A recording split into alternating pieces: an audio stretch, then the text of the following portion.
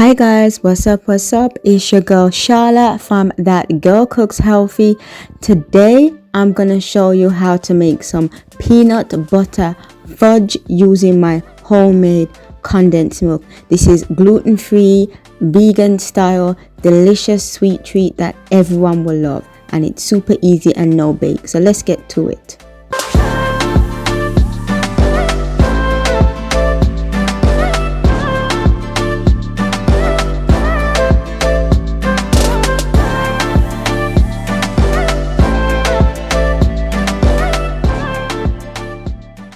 Okay, so these are the ingredients that you're going to need. You're going to need some condensed milk. I'm using my vegan condensed milk.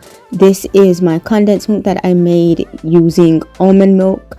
If you want to know how to make it, I will put the link in the video so you guys can refer to it in terms of how I made it. You're also going to need some vegan white chocolate. So that's really important to make the recipe dairy-free or vegan. You're going to want either dairy-free or vegan white chocolate. You're also going to need some peanut butter as well. I'm using organic peanut butter that is the crunchy style because I like the crunchiness, that texture in the fudge. So I like to use crunchy peanut butter, but you can use smooth. Whatever you do, you want your peanut butter to be really smooth, so you can heat it up in advance to make it really smooth if it comes across like the texture is quite thick. And you also want to make sure as well that you're using peanut butter that doesn't have the oil suspended on the top, because that's going to be a problem in terms of your fudge setting. So you want the peanut butter that doesn't have the little bit of slick of oil on there. And you also want peanut butter that is really smooth, but you can put that in the microwave for a couple of seconds and that's going to help to melt it, or you can put it over a double boiler as well. So whichever one you want to do.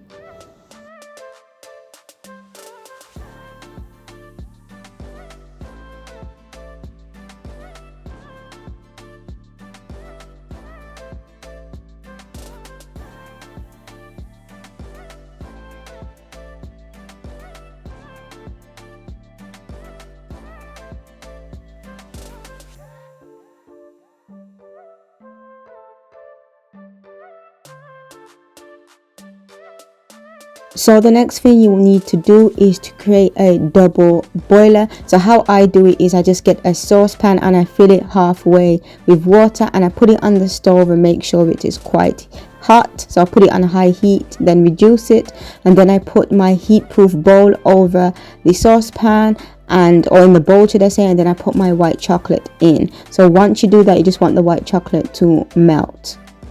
So this is what the white chocolate should look like once it's melted. Whatever you do, don't get water in it, and also do not over stir it. Just leave it to do its own thing. And I'm using a spoon to determine that it's completely melted, and then I'm going to remove it from the stove. So now that the white chocolate is melted, the next thing I need to do now is to add the other two ingredients. So I'm going to start by adding my vegan condensed milk, and again the link is already in the video for that in terms of how to make it. So you just want to pour that in, and then once you pour all of the condensed milk in, the next thing you need to do is to follow up with the peanut butter. Like I said at the beginning, choose the peanut butter that you like the most. You can use the crunchy one that I have in the video, or you can also use the smooth one. But whatever you do, make sure there's no oil or any water in it, because it is going to impact the overall results of our fudge. So once I add the peanut butter to the bowl, the next thing I'm going to do is I'm going to take a whisk and I'm going to mix it together. So you want to do this quite quickly, you know, don't leave it to cool down because you're going to struggle to stir it. So it does take a little bit of arm strength to do this. It's not really a difficult thing to do, but you'll notice as you're stirring it that the mixture will start to cool down and it will get thick quite quickly. So that's why I said you need to do it really quickly when you're mixing it together. So use a whisk for this as well. So once you've done that, I'm going to show you guys what you need to do with the mixture next.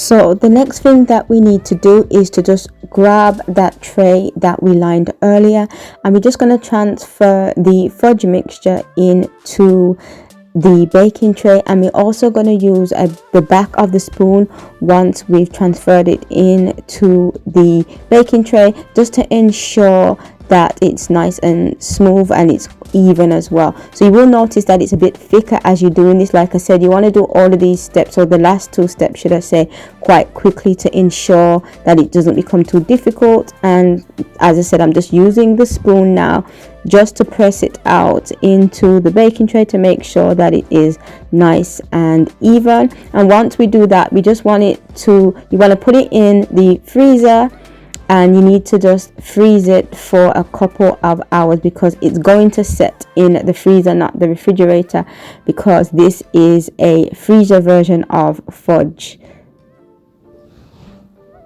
So this is what the fudge looks like, and I'm just going to get my finger just to determine that it's completely set. It's not extremely hard, but it's not soft as well. That's what we're looking for in terms of the texture.